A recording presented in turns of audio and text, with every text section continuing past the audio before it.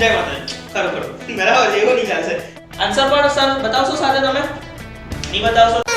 સારી ઉંમર મેં કેમ છો? મજામાં? ચેપ્ટર નંબર 13 અને 14 ના રોંગ એન્ડ રાઈટ બંને આપણે લાવી રહ્યા છે. ટોટલ તમારી સમક્ષ 1 થી 20 ક્વેશ્ચન હશે, તમે બોર્ડ ઉપર જોઈ શકો છો અને તમને એક એક ટર્ન બાય ટર્ન ક્વેશ્ચન દેખાતા જશે અને બધા ખરા છે કે ખોટા તે આપણે જોવાનું છે. બરાબર, હું સ્ક્રીન પર તમને લખ્યા બી કરા અને એને એક્સપ્લેન કરીશ, તો સમય નથી બગાડવો, જલ્દી ચાલુ કરીએ. રોંગ એન્ડ રાઈટ જે આપણને બોર્ડમાં પૂછાય છે હેતુલક્ષીમાં. ચલો, ફર્સ્ટ ક્વેશ્ચન બેટા ફટાફટ રહેજો. તમને જોવા મળશે ક્વેશ્ચન. કોઈ પણ માહિતીનો બહુલક હંમેશા અનન્ય હોય છે. રોંગ ઓર રાઈટ? અનન્ય એટલે એક હશે કાં તો એના કરતા વધારે હશે. બરાબર છે? નિકુંજ સર પણ સાથે છે. ચાલો તો ફટાફટ આન્સર આપણે કરીએ. તો બહુલક બેટા વધારે પણ હોઈ શકે છે, જસ્ટ લાઈક આપણે એની ચર્ચા કરેલી છે, 2 કે એનાથી વધારે. તો પહેલામાં આન્સર કયો આવી જશે? રોંગ, ખોટું આવી જશે. બરાબર છે? આન્સર પણ સર બતાવશો સાથે તમે? નહીં બતાવશો તો મારે જ બતાવવા પડશે. ઓકે, ચાલો નેક્સ્ટ ક્વેશ્ચન. હા, બીજું, કોઈ પણ આવૃત્તિ વિતરણનો મધ્યક. ઓકે, મારી પાસે ચાર્ટ શીટ છે. ઓકે, સ્ક્રીન પર બરાબર દેખાતું છે તમને બધાને? ઓકે, ચાલો. હા, કોઈ પણ આવૃત્તિ વિતરણનો મધ્યક તેના બહુલક કરતા હંમેશા એમ કે અધિક જ હોય છે બેટા, અધિક હોય છે. યાદ કરો, એક સૂત્ર મેં તમને બતાવેલો તો યાદ છે? અહીંયા સાઈડ પર સ્ક્રીન પર લખો z = 3m - 2x બાર. તો અધિક હોય, મધ્યક કરતા એવું કીધેલું છે. જો રકમ બરાબર વાંચો, શું કીધેલું છે? કોઈ પણ આવૃત્તિ વિતરણનો મધ્યક તેના બહુલક કરતા કેવો હોય છે? અધિક એટલે વધારે હોય છે. તો મધ્યસ્થને તમે કરતા બનાવો તો એવું કઈ જરૂરી નથી. એટલે આ આન્સર પણ કેવો આવશે? ખોટું. નિકુંજ સર બોલો ને યાર, ખોટું. ચાલો, ઓકે, ત્રીજો ક્વેશ્ચન સર અગાડી આવી ગયો છે સ્ક્રીન પર. અરે બાપ રે. ચાલો, ત્રીજો સર આ સૂત્ર આધારિત આવી ગયું. તમે તો બોર્ડ ઉપર સૂત્ર પણ લખી કાઢ્યું છે. જો બોર્ડ ઉપર તમે જો, પહેલા શું સૂત્ર લખેલું છે મેં? z = 3m. z નો મતલબ અહીંયા બહુલક થાય બેટા. શું થાય? બહુલક. 3 આ મધ્યસ્થ, m એટલે મધ્યસ્થ. બરાબર છે? ઓછા 2x બાર એટલે કે 2 શું આવી ગયું? મધ્યક. હવે આપણને સૂત્રમાં શું કીધેલું છે? જો કે ભાઈ મધ્યસ્થ = શું કીધેલું છે? 3 ગુણ્યા બહુલક ઓછા મધ્યક. રોંગ થઈ જશે ને? બરાબર છે? કેમ કે મધ્યસ્થને કરતા બનાવીને કરાયેલું છે એટલા માટે. બરાબર, આપણે તો કોને કરતા બનાવેલું છે? બહુલકને. એટલે ત્રીજું બી કયું આવશે? રોંગ. સર બધા રોંગ જ આવે છે, રાઈટ બી આવશે ને? ચલો, તો હવે રાઈટ નો આન્સર મળી ગયેલો હશે તમને. રકમ વાંચો. ધારેલા મધ્યકની રીત અને પદ વિચલનની રીત થી શોધેલા મધ્યકની કિંમત હંમેશા સમાન હોય છે. મારા ભાઈ, મધ્યકના કોઈ પણ દાખલા હોય, ધારેલ મધ્યકની કે વિચલનની રીતના દાખલા હોય, આપણે એક વિડિયોમાં ફૂલ ટુ ચર્ચા આની કરેલી છે. નવો વિડિયો જોયેલો હોય તો ઉપર તમને દેખાશે, ફટાફટ જોઈ લેવો એ વિડિયો. બરાબર, તો તમને આઈડિયા આવશે કે ભાઈ બંનેની કિંમત તો કેવી હોવાની? સમાન જ હોવાની. એટલે આ વિધાન કેવું છે? સાચું છે. તો રાઈટ, ફોર્થ માં આન્સર આવી જશે રાઈટ. બરાબર છે? ઓકે, ચાલો નેક્સ્ટ ક્વેશ્ચન સર.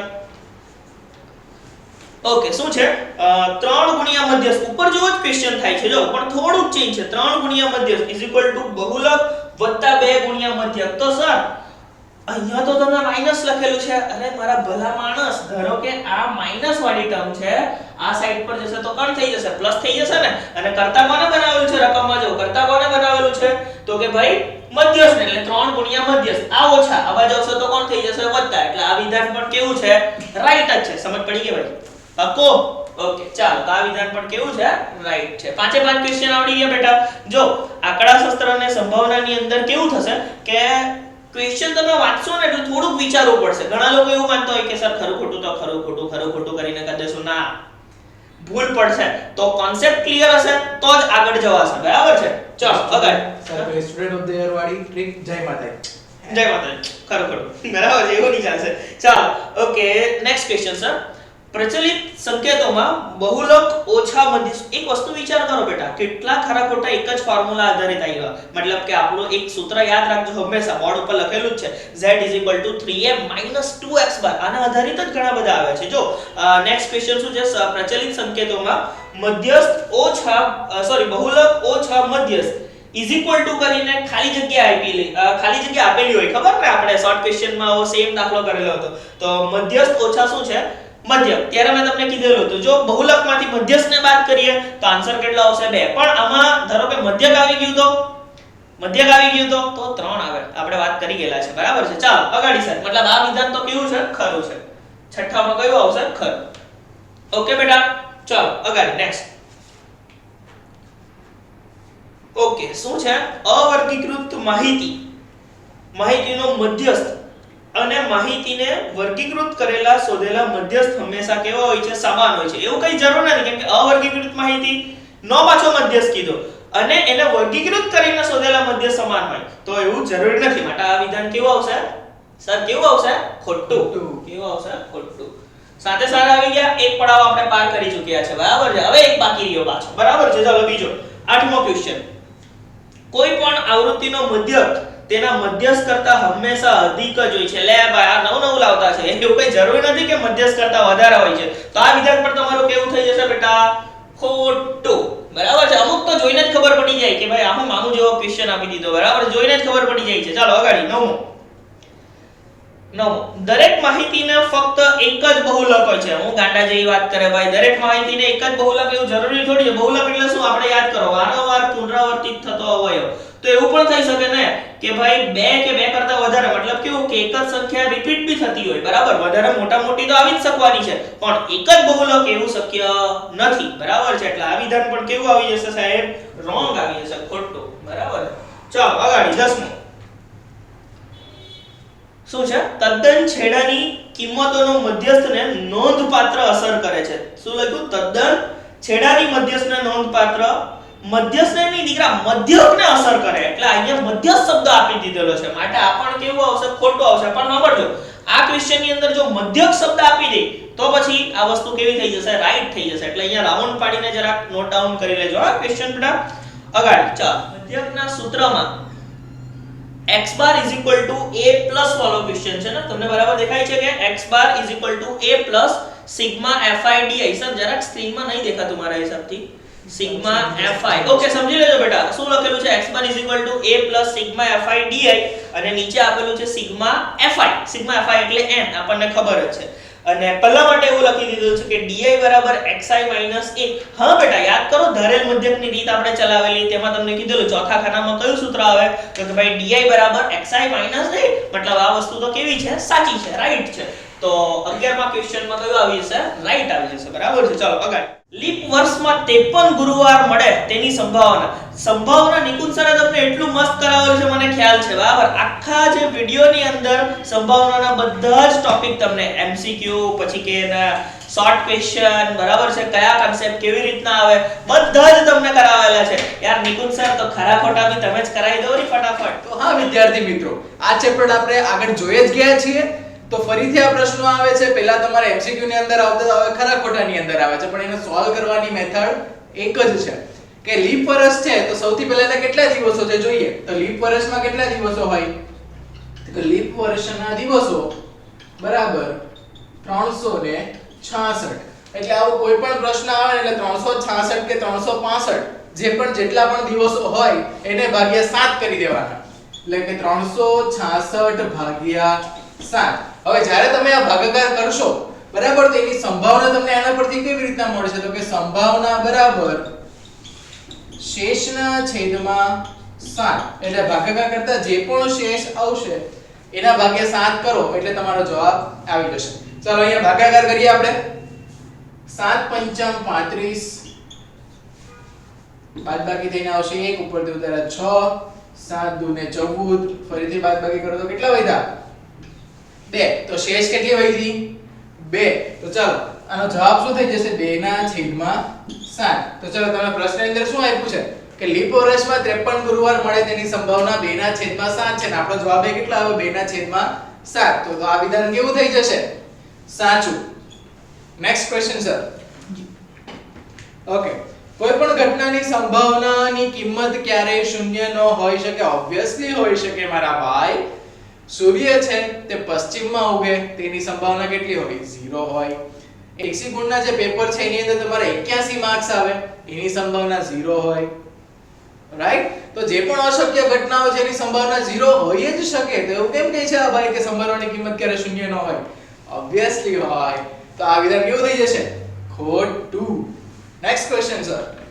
કોઈ પણ ઘટના E ની પૂરક ઘટના E' માટે P of E dash બરાબર P of E minus 1. આપણે આ પહેલો જ MCQ એક કરી ગયા હતા, બરાબર છે? તમારા સ્વાધ્યાયની અંદર પણ પહેલી ખાલી જગ્યા છે કે કોઈ પણ સાફ કરી નાખીએ એટલું કે ઘટના E ની સંભાવના વત્તા ઘટના E નહીંની સંભાવના, એટલે કે ઘટના E ની સંભાવના વત્તા ઘટના E નહીંની સંભાવના બંનેનો સરવાળો કેટલો હોય? 1 હોય. તો ચાલો P of E dash ને બરાબર કે બીજી બાજુ લઈ જાઓ, તો P of E dash એટલે P of E dash ને તમે કરતા બનાવો તો 1 minus P of E. આપ્યું છે આવું તમને? બાય જરાક માઈનસ ની ફરક આવે છે એટલે આ વિધાન કેવું થઈ જશે? ખોટું. 14 માં શું આવશે તમારું? ખોટું. આગળ ચાલો, જે બે ઘટનાઓ A અને B માટે P of A plus P of B is equal to P of A minus P of B છે, તો B પણ અશક્ય ઘટના છે. આવું તમને કઈ રીતના ખબર પડે? તો જો ક્વેશ્ચન લખીએ એટલે હમણાં ખબર પડી જશે. P of A વત્તા P of B બરાબર P of A minus P of B. આવું ક્યારે શક્ય બને છે? જ્યારે P of B 0 લખી દો તો અહીંયા P of B કેટલું થઈ જશે? 0. બરાબર છે? કેમ કે કોઈ પણ સંખ્યા છે એની અંદર 0 ઉમેરો કે 0 ને બાદ કરો તો મૂળ સંખ્યાની અંદર કઈ ફેરફાર નહીં થાય. એનો મતલબ એવો થાય કે P of B કેટલું હોવું જોઈએ? 0. અને કોની સંભાવના 0 હોય? જે પણ અશક્ય ઘટના હોય તેની. બરાબર? તો અહીંયા આપણને ખબર પડે કે P of B એ કેવી ઘટના છે, એટલે કે B કેવી ઘટના છે? અશક્ય ઘટના છે. બરાબર? તો આ વિધાન કેવું થઈ જશે? સાચું. આગળ ઘટના E માટેની સંભાવનાનો વિસ્તાર 0 less than P of E less than 1 છે. ચલો આ તમને શીખવાડેલું હતું, બરાબર? કે કોઈ પણ સંભાવના છે તે 0 અથવા તો 0 કરતા મોટી અને 1 કે 1 કરતા નાની, એટલે નીચે ઇક્વલ ટુ ની સાઈન આવવી જોઈએ. બરાબર? લેસ ધેન અને નીચે ઇક્વલ ટુ. તો આ ઇક્વલ ટુ ની આ સાઈન નહીં હશે તો આ વિધાન તમારું કેવું થઈ જશે? ખોટું. તો આ 16 માં દાખલો તમારો કેવો થઈ જશે? આગળ ચલો આગળનો પ્રશ્ન છે, સંખ્યાઓ 1 થી 30 માંથી અવિભાજ્ય સંખ્યા પસંદ થવાની સંભાવના 1/3 છે. તો 1 થી 30 માંથી અવિભાજ્ય સંખ્યાઓ કેટલી છે? ચાલો 1 થી 30 માંથી એક અવિભાજ્ય છે. અલા ના ભાઈ, એક અવિભાજ્ય સંખ્યા નથી. એક કેવી છે? તમારા જેવી છે, વિશિષ્ટ સંખ્યા છે. સમજાય છે? તો 1 ને ક્યારે લેતા નહીં અવિભાજ્ય સંખ્યાની અંદર. એ શું છે? વિશિષ્ટ સંખ્યા છે. તો 1 સિવાયની નંબર 2 અવિભાજ્ય સંખ્યા છે, 3 અવિભાજ્ય સંખ્યા છે, પછી 5 7 11 13 17 19 23 પછી આવે છે કે સંખ્યા 29. ગણી લો કેટલી છે? 1 2 3 4 5 6 7 8 9 ને 10. બરાબર? તો 10 ના છેદમાં 13 થઈ જશે. કેમ? સાનુકૂળ પરિણામો કેટલા થયા? 10. છેદમાં કુલ સંખ્યાઓ કેટલી હતી? 30. તો 0 0 કેન્સલ, 1 ના છેદમાં 3 આપેલું છે, 1 ના છેદમાં 3. તો આ વિધાન શું થઈ જશે? સાચું. આગળ કોઈ પણ ઘટના A માટે P of A અને P of A dash કરતા હંમેશા અધિક હોય છે. આંશિક છે કે અધિક આવશે? જરાક ટાઈપિંગ મિસ્ટેક છે, સમજી લેજો. मैं तो आशिक हूँ. ना भाई आशिक नहीं है. अधिक आशिक हूँ मैं, कातिल भी हूँ, सबके दिलों में शामिल भी हूँ. चलो આગળ જોઈએ. કોઈ પણ ઘટના A માટે P of A P of A dash કરતા અધિક હોય એવું પોસિબલ નથી. ધારો કે P of A 1 ના છેદમાં અથવા તો 0.10 લઈ લો તો P of A dash શું થાય? 0.90. તો P of A dash અધિક થઈ ગયું છે. બરાબર? તો આવું જરૂરી નથી. તો 18મું વિધાન ખોટું. આગળ બધી જ પ્રાથમિક ઘટનાઓની સંભાવનાનો સરવાળો 1 થાય છે. ઓબ્વિયસલી તમારી ખાલી જગ્યાની અંદર પણ આવી ગયું છે. સ્વાધ્યાયની પહેલી 5 ખાલી જગ્યા જોશો એની અંદર એક ખાલી જગ્યા એવી પણ છે કે બધી જ પ્રાથમિક ઘટનાઓનો સરવાળો, તો સંભાવનાનો સરવાળો કેટલો હોય છે? 1. તો આ વિધાન કેવું થઈ જશે? સાચું. આગળ સૂર્ય પશ્ચિમમાં ઉગે તેની સંભાવના -1 છે. ઓલરેડી આપણે ડિસ્કસ કરી ગયા છે કે અશક્ય ઘટના છે. તો અશક્ય ઘટનાની સંભાવના કેટલી હોય? 0. 0 વટ્ટે સન્નાટા. સમજાય છે?